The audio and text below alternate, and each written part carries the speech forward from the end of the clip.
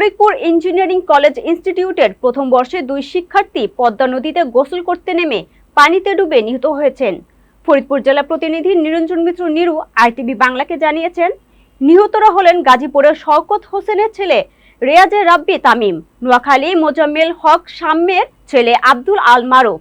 25 June বিকেল 3টা 30 মিনিটে পালডাঙ্গি গ্রামের পদ্মা নদীতে এ দুর্ঘটনা ঘটে।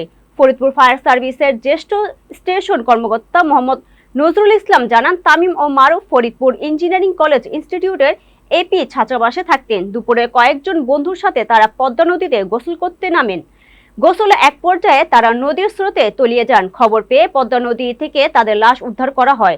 পুলিশ ও স্থানীয় লোকজন তাদের উদ্ধার করে হাসপাতালে নেওয়া হলে চিকিৎসক পরীক্ষা নিরীক্ষা করে দুজনকে মৃত্যু ঘোষণা করেন। এই ঘটনা আইনি ব্যবস্থা প্রক্রিয়াধীন বলে জানা গিয়েছে।